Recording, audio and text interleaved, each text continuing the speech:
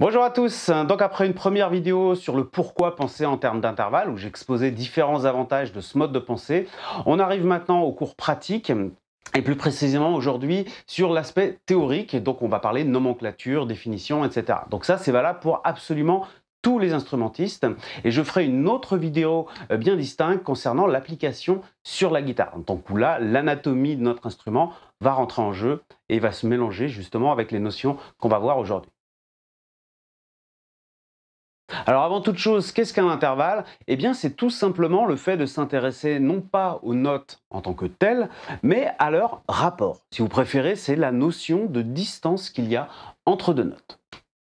Alors pour illustrer cette idée, je vais partir d'un exemple qu'on a tous en tête, à savoir celui de la gamme de Do majeur. Et là, j'imagine que chacun d'entre vous sait qu'on trouve à l'intérieur les notes Do, Ré, Mi, Fa, Sol, La, Si, Do. Alors, ce que je peux remarquer quand même tout de même, c'est que cette simple information me révèle finalement pas grand-chose sur la structure même de la gamme. Si on ne connaît pas comment ont été choisis ces noms de notes, eh bien au final, on n'est pas plus avancé. D'ailleurs, si j'allais un tout petit peu plus loin et que je regarde maintenant la gamme de Ré majeur, donc une gamme de même type, eh bien au niveau des notes, j'obtiendrai Ré, Mi, Fa dièse, Sol, La, Si, Do dièse, Ré. Là, ce qu'on peut remarquer tout de même, c'est que ça a l'air assez différent. Et quelqu'un qui verrait ces deux choses-là sur un bout de papier ne verrait pas forcément le point commun entre ces deux gammes, vu qu'au niveau des notes, eh bien, ça change quand même pas mal de choses. L'idée ici, en fait, n'est pas d'avoir deux gammes, mais bel et bien une seule et même gamme, la gamme majeure, mais qui une fois débutait sur la note Do et une autre fois sur la note Ré. C'est exactement le même principe qu'une suite mathématique, par exemple x plus 3, qui une fois débuterait sur le chiffre 4 et une fois sur le nombre 11,92. Vous obtiendriez des résultats différents, mais l'idée de base était tout de même d'avoir une seule et même suite mathématique. La problématique par rapport à la pensée en termes de notes, donc avec pour base Do, Ré, Mi, Fa, Sol, La, Si, Do, vient du fait que ce système-là n'est pas quelque chose de régulier. Par exemple, entre Do et Ré, vous avez ce qu'on appelle un ton, là où entre Mi et Fa, ou bien entre Si et Do, vous avez cette fois-ci un demi-ton. Du coup, avoir un système de base irrégulier pour décrire des structures, parce que une gamme ou un mode ou un accord correspond à ça, en fait, à chaque fois, c'est une structure bien déterminée, eh bien, ça pose quelques soucis. Si maintenant on s'intéressait à l'ensemble des notes, donc y compris celles portant des dièses ou des bémols, eh bien, cette fois-ci, on obtiendrait un système de 12 notes toutes distantes d'un demi-ton. Et donc ça correspond à ce qui s'appelle le tempérament égal, donc qui est le fait d'avoir pris l'octave et de l'avoir divisé en 12 parties égales. Alors à titre d'information, il y a d'autres manières de faire qui sont utilisées dans d'autres cultures ou qui étaient utilisées il y a plusieurs siècles, mais aujourd'hui dans la musique occidentale, c'est le tempérament égal qui prédomine. En ayant maintenant quelque chose de régulier, on peut tout à fait imaginer supprimer les noms de notes et remplacer tout ça par une sorte d'échelle de notes qui va donc comporter 12 barreaux et chacun de ces barreaux va correspondre à un demi-ton. La question des noms de notes ne se posera plus que pour trouver l'origine de notre échelle qu'on pourra déplacer à chaque fois sur n'importe quelle note. On pourrait maintenant représenter la gamme de Do majeur de cette manière-ci, mais là, ce qui doit vraiment attirer votre attention, c'est la répartition des notes, la structure de la gamme qui correspond à toutes les gammes majeures. Et là, je l'ai fait simplement débuter sur la note Do.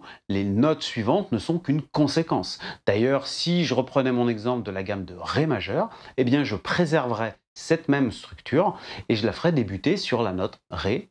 Et du coup, j'obtiendrai automatiquement les autres notes. Alors on aurait tout à fait pu nommer ces différents intervalles de 1 jusqu'à 12, mais ce qui a été fait, c'est qu'on les a réunis par famille parce que ça semblait relativement bien correspondre à ce qui se passait à l'intérieur des gammes les plus courantes, mais également des accords. Alors, par exemple, en prenant un intervalle de chacune des familles, eh bien, on s'aperçoit qu'on arrive à créer la plupart des gammes et des modes courants. Et de la même manière pour les accords, en prenant donc la fondamentale, en sélectionnant une des deux tierces et une quinte, eh bien on arrive à créer nos accords à trois sons avec en plus cette impression de régler notre accord. Quand vous faites un accord majeur puis que vous le transformez en accord mineur, en fait vous faites un réglage sur la tierce. Donc on sent que ça ne change pas l'infrastructure de l'accord, mais que ça change simplement un petit peu sa couleur. Alors vous allez voir qu'on va pouvoir étendre un peu tout ça en ajoutant par exemple une septième si on veut créer des accords à 4 sons. On peut également remplacer la septième par une sixte. Alors là, je mets de côté par contre les accords avec des neuvièmes ou des treizièmes. Vous allez voir plus tard qu'on va en fait pouvoir étendre notre système au-delà de l'octave, mais ça je le réserve pour une dernière partie. Mais l'idée restera exactement la même.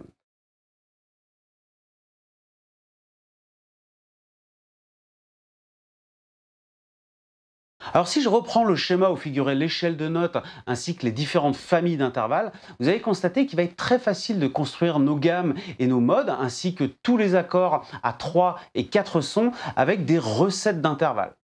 Donc ici vous voyez la gamme majeure où on a tous nos intervalles majeurs et justes. Ici la gamme mineure, donc là on a simplement la seconde majeure, les intervalles justes et tous les autres intervalles mineurs. Et donc ensuite, le mode dorien, ici le mixolydien, etc., etc. Alors, on pourrait regarder également ce qui se passe au niveau de nos accords. Donc la recette pour l'accord majeur, pour l'accord mineur, et ensuite un accord 7, 7 majeur, etc., etc. J'ai réalisé un PDF où j'ai fait figurer la plupart des modes, gammes et accords courants, donc de 3 et 4 sons, donc présentés de cette manière. Et vous pouvez télécharger ce fichier gratuitement, donc soit en suivant le lien que je vais laisser dans le descriptif de la vidéo, soit en allant sur mon site, donc www.abcguitar.com, et vous avez une rubrique média avec une sous-rubrique téléchargement. Même si cette nomenclature nous permet déjà de faire énormément de choses, on va s'apercevoir qu'elle ne couvre pas encore tous nos besoins. Et la première chose qu'on va ajouter, c'est le fait de pouvoir diminuer ou augmenter un intervalle. Donc diminuer un intervalle, c'est en fait lui retrancher un demi-ton, et augmenter un intervalle, eh bien c'est l'inverse, c'est lui ajouter un demi-ton. Alors pour illustrer cette idée, j'ai pris le mode ionien 5 dièse. Alors 5 dièse ou 5 augmenté, c'est tout à fait synonyme, tout comme 5 bémol sera synonyme de 5 diminué. Et donc si je voulais faire rentrer cette échelle de notes à l'intérieur de nos familles d'intervalles, eh bien on se rendrait tout de suite compte qu'on a un souci vu qu'on a 2 sixtes et pas de quinte. Ce qu'on a choisi de faire, c'est d'étendre le domaine de la quinte et d'avoir une quinte augmentée. Mais de cette manière-là, on se retrouve bien avec une note par famille. Là où il faudra vraiment faire attention, c'est au niveau des accords. Quand vous avez des accords avec des intervalles augmentés ou diminués, soyez bien rigoureux là-dessus parce que ça va vous permettre de mieux comprendre le rôle de vos accords. Et si par exemple à la place d'une quarte augmentée, vous mettez une quinte diminuée ou l'inverse, eh bien ça risque de complètement changer l'interprétation de l'accord.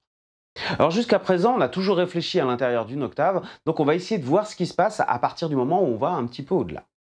Alors déjà, mélodiquement parlant, on le sait tous instinctivement, mais en fait nos gammes se répètent, font un cycle à chaque fois sur l'octave.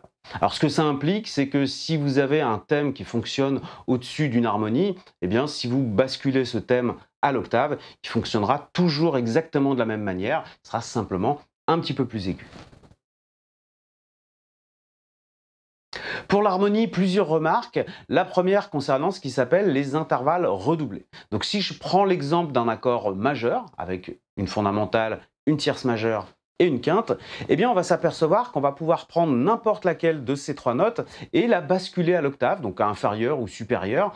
Et le cerveau va quand même reconnaître qu'il s'agira toujours du même accord, même s'il est arrangé d'une manière différente. Il sonnera effectivement un peu différemment. On pourrait voir également les questions de renversement, mais ça c'est un autre sujet. Mais quoi qu'il en soit, le cerveau reconnaîtra toujours, si j'avais pris pour exemple un Do majeur, eh bien reconnaîtra que c'est un Do majeur arrangé un petit peu de manière différente. Donc en harmonie, pour l'instant, on va considérer que l'octave est neutre. Alors une seconde remarque maintenant qui va même faire l'objet d'un chapitre à part entière concernant ce qui s'appelle les accords enrichis, qui sont des accords contenant des intervalles supérieurs à l'octave, comme la 9e, la 11e ou la 13e. Alors ici, ce qu'il faut vraiment bien comprendre, c'est que pour construire nos accords, on va procéder par cycle de tierces. Si je prends un exemple en utilisant la gamme de Do majeur et que je construisais un accord à partir de la note Do, eh bien à chaque fois, vous allez vous rendre compte que je vais compter 3 pour créer tous les étages de mon accord.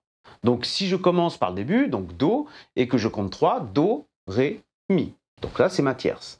Maintenant, à partir de Mi, Fa, Sol, j'en déduis la quinte, puis Sol, La, Si, pour ma septième majeure, Si, Do, Ré, la neuvième, Ré, Mi, Fa, onzième, Fa, Sol, La, la treizième, et enfin La, Si, Do, mais là on s'aperçoit que le cycle est terminé et que je retombe sur l'octave. Donc on va faire des accords qui iront au maximum jusqu'à la treizième. Une petite remarque ici, c'est que la question d'empilement de tierces, c'est un moyen qui va nous servir à décrire les accords et qui le fait vraiment très bien, mais ça ne doit pas être confondu avec la définition ni même l'origine des accords. On n'a pas quelqu'un qui s'est réveillé un matin en se disant « Tiens, si j'empilais des tierces, hein, ça ne s'est pas passé de cette manière-ci ». Pour comprendre l'origine des accords, il faudrait plutôt s'intéresser à la physique et avec ce qu'on appelle les harmoniques d'un son, mais ça c'est un autre sujet. Mais n'hésitez pas à faire une recherche sur le net, il y a beaucoup de choses à ce sujet. Je vais terminer par quelques exemples d'accords enrichis. Donc ici, un Do 9. Alors vous allez constater que suivant l'appellation qu'on va utiliser, on aura des intervalles par défaut. Ici, vous notez bien la tierce qui est majeure et la septième qui est mineure. Si on avait eu une septième majeure, eh bien, elle aurait précisé, mais ce n'est pas vraiment le sujet du cours. Donc ici, pour un Do 9, on a donc la tierce majeure, quinte, septième mineure et une neuvième, donc qui correspondrait à la seconde majeure. Maintenant, un Do 13, donc la 13e qui correspond à la sixte. Alors quand vous ne savez pas forcément faire la correspondance, il y a un petit moyen tout simple, c'est d'ajouter 7. 6 plus 7, ça fait 13. Donc la note pour l'exemple de Do, ça sera la note La qu'on ajoutera pour avoir notre 13e. Donc ici, on a à nouveau une septième. Si on avait par contre juste ajouté une 13e par exemple à un Do majeur, on aurait marqué C add 13. Pour avoir une 13e, il faut, ou c'est également valable pour la 9e, il faut impérativement avoir une 7e.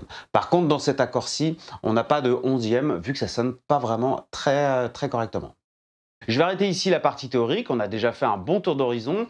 Donc je vous rappelle que j'ai fait deux autres vidéos, une première où je parle de l'application sur la guitare et une seconde où j'évoque les raisons de pourquoi penser en termes d'intervalle, les différents avantages, les différentes applications sur ce mode de pensée.